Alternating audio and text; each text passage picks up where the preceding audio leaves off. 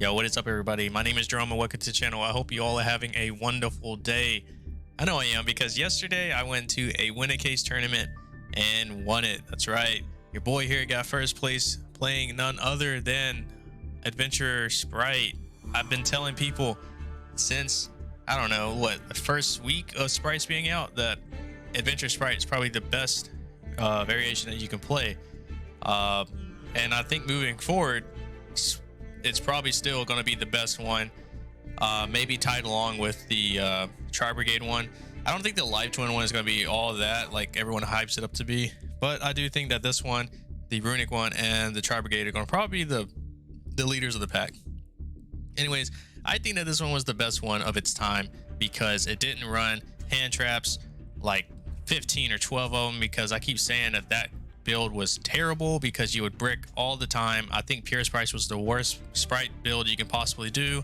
The fact that people topped and win with it was just, they just had luck on their side, to be honest with you. But anyways, so this was the deck. I was going to do it card for card and stuff, but it just takes up way too much time. And yeah, also, as you can see, Ronin and Red Reboot are banned. Don't worry, this tournament wasn't today or anything. It was yesterday, which was October the 2nd, which is the day before the new current ban list came out. So you know, we played with we literally had a whole day before Ronin and stuff got banned. So I said, screw it, let me go out with the bang, let me just play one last time. But I will have to say that you do not have to play Ronin at all in this build for you to get your toad combos, stuff like that. It's very easy to still do it, instead of using your gigantic and your toad to go into elf. You just use your token, or you just use another monster. The end result is the same, and I wanted to prove that in the tournament, because while I was playing in the tournament, I actually pulled off the toad combo almost every time without using Ronin, except for like maybe twice. I think 2 times I used Ronin, but all the other times I just used swap, and I just left just like the second time I summoned swap, I would send the Ronin to the graveyard, because why not? But I would still just play going into Toad without using Ronin, basically. I just wanted to see if it could still work, and why not test it out in a big tournament like the winner case. So pretty good. I'll go over the matchup stuff later. We'll just speed run through this real quick. 3 blues, 3 jets, 2 reds, 1 carrot, and 1 pixies. Pixies comes up a lot, I think. A lot of times people just clear your board, and then you have 1 monster left, which is elf, and you get back your blue search pixies, and they sit there and they're like, well, now I can't attack over anything, and they kind of just scoop and go into the next game because they know next turn you're just going to do all this crazy stuff. So pixies, in my opinion, is needed. 3 swap frog, obviously you run a toad in. I'll tell you what you can take it out for later. 2 nimble beavers, 1 angler. The only hand trap I ran was the Drolling Lockbirds. I mentioned this in the past, that Drolling Lockbird is underrated. I think it's definitely an S tier hand trap. You hit a lot of good stuff. I mean, if your opponent is playing the adventure stuff, you hit their first search, now their whole adventure stuff is shut down.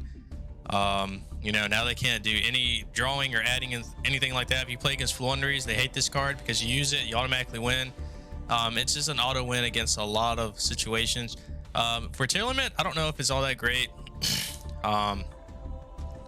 But yeah, if I feel like if you didn't want to play Drolls, you can definitely play Imperms or Nibirus, and the end result will be the same, basically. Next is the 2 water enchanters, 1 rider and 2 rights. I think this is the perfect ratio. You always see them, so I never really needed a third of the right or the water enchantress. Fateful, Draco Bag, the 3 starters, the 1 smashers. This can probably be 2. There is a lot of times where I kind of wish I had a second one, but I still ended up winning, so it didn't really matter. 2 E-controls, 1 called by, 3 super polys, which super poly, I said this before, super poly is the best card right now. It is the MVP of this deck. I have won almost every one of my matches because of super poly. So many times I was in like a hard situation, and just because I had super poly, I was able to win. I was able to OTK with this. I was able to clear someone's board with it twice. I'm telling you, Super Poly was MVP of the main deck.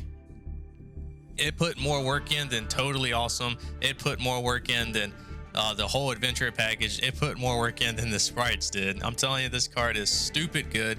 You should be playing it in your sprite deck, and I keep telling people this and they don't want to listen to me. And look at the results. This is the 5th tournament, by the way. This is the 5th tournament that I have won with this deck where I haven't taken a single loss at all. Undefeated 5 times with this deck, 5 tournaments, and I haven't changed anything in the main deck, and because it's just that strong. But now I'm going to have to, because Rona's banned. But then the last 3 cards is triple tactics. Super good. A lot of people now are going back to playing hand traps because you know, Ronin's going to be out the game, so people are going to be like, oh cool, I can, you know, nib them now and stuff like that. So a lot of people are going back into playing back into playing a lot of hand traps. Even tournament players are playing Nibiru's now. I got nibbed like twice. So it's good to have this now. Extra deck, I think 1 card change from last time. So I did 2 elves, dark, nightmare, unicorn, access code talker, and this is the addition. I changed it out. I can't remember, I don't know what the other card was that I had, but I switched it out for Underworld Goddess, and this card is the MVP of the extra deck. This card has won me, I think, like 3 or 4 games. 4 games. It won me 4 games because there's so many times my opponent puts up a big monster and I'm just like, okay, how do I win? Oh, cool, that's right. I can just summon out like 3 monsters, have like my elf or whatever, use my elf, my other 2 monsters, and then their monster. Boom, perfect. I have Underworld Goddess, and then I attack for game. This card is really good against tier limits too, because you just take their field. Well, you take their biggest threat, which is probably the Kaleido Heart or whatever. Use your monsters. You summon this out. You can just shut off their field effects, and you can shut off their graveyard effect. This one, I'm telling you, this card is busted. I absolutely loved it. MVP of the side deck. I mean, the extra deck for sure. And then next, the 2 fusions, Mud Dragon and Garura. Shockingly enough, I went into this more often than I did Garura, and the reason is because most of the time my opponent was tier limits. I played, I think, two tier limits this tournament, but the other ones I played nothing but tier limits. So I'm pretty good with the tier limit matchup just because I know what they kind of go for and stuff.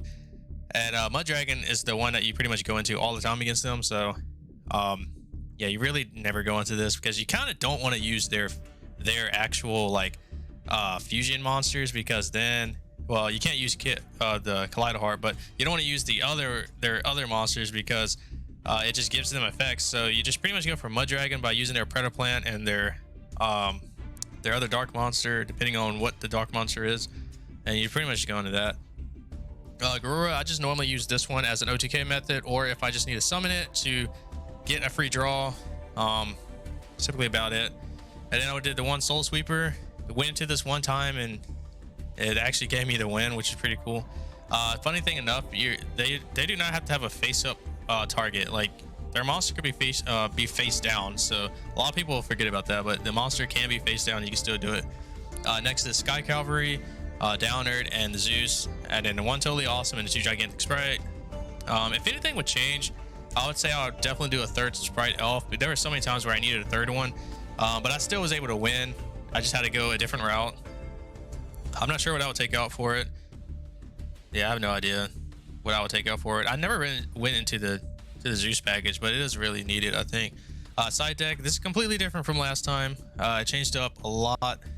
I honestly can't remember what I think the last bit I was using the Trap Trick package and stuff like that, but I figured it should be completely different because a lot of people are going to be playing tier limits. I understand that deep dimensional barrier is really good against them, but the thing is that you have to, like, I just don't really know, because say if they hit with Red Reboot, you're kind of screwed. So I kind of just went with a bunch of more hand traps because I wanted to win in multiple ways. So I did 2 D2 Crows and 3 D Shifters and 3 Nibs. This is going to be the standard. Obviously I have 3. If I had a 3rd Crow, I'd play 3 Crows, but I don't have a 3rd one. But I think this is going to be the standard of the game moving forward. If you're playing any deck that can sacrifice their graveyard for at least 2 turns, everyone's going to be side decking D Shifters because of tier limit, and then everyone's either going to be maining 3 nibs or side decking 3 nibs because of tier element, and sprites as well, because now they have to do a convoluted combo now to get their toad out if they want to play toad. So yeah, I think this is going to be the new thing. Also, spooky dogwood I play 3 of just because I don't want to lose the time, because I hate playing against people that take forever, and then it's just like, you know, they try to sit there and play the clock and then they try to burn me for games. So I just sit there and I just put three of these in, because I'm just like, all right, cool. Like if you try to do that, hopefully I have this in my opening hand, so I just win either way. Which I never saw them. I didn't see them in this tournament. I saw them in another tournament and it worked, but in this tournament I didn't see it at all. And I did win because of time, I think 2 times. And it wasn't my fault. I mean, tier limits just like take a freaking long time to do their combos. I mean, they're playing on my turn and their turn, so like I'm just sitting there like, all right, man, like you wasted like 20 minutes. Like, can I play now? So next is the 1 harpies, and then 2 cyclones, and then the 1 red reboot. Now the suggestions for running toad in, obviously you can put in the 1 Hyperia if you have an Hyperia. You can put in a wind up kitten if you have one. If you wanted to, you can run a 3rd watering trenches or a 3rd right. I would do watering trenches instead because it ties very well with the swap frog here and with faithful. So I think I would rather do a 3rd watering trenches over the Ronin. And I think that's it if you want to do that. And then, like I said, you don't have to do drolls. I understand that it's a little iffy for a lot of people. You know, I would say definitely do nibs if you don't want to do trolls. If I had to pick, it would definitely be nibs. Or you can do imperm, either one. And I think these are going to be a must if you're playing this build. If you're playing runics, I don't think you need to play this, just because you're not really going to be I don't think really hand traps do much against the runic build. But yeah, that was about it. I had some really good pulls. I won, I think, like 7 10s. Yeah, I think because yeah, I won 7 10s and then like 5 packs, whatever. I actually ended up pulling a pot, a prosperity, a dark magician girl, and something else. I can't remember what it was, but it's good because now I have 3 pots. I have 2 pots. My buddy has 1, but we basically just share each other's cards and whatnot. So basically got three lightning storms and stuff. So we're good. The only thing we need now is just forbidden droplets. But anyways, if you did and like the video and you enjoyed it, please subscribe so you don't miss any more. I am going to be doing more sprite builds. I'm going to get into the whole, I don't know what they're called, beasted. I think I want to take that route over anything else. I don't want to play tier limit. Honestly, I don't like the deck. I think it's kind of cheesy. So don't expect that from me. I played it once and I didn't like it. So but yeah, I'm going to be focusing on runic sprite next, and yeah, like I said, and probably the beasted stuff. I think there is a regionals coming up somewhere near my area. I might be going to that, and if I do, hopefully I do good, but I'll keep you guys posted. Until then, peace, and I hope you guys have a wonderful day. See you in the next one.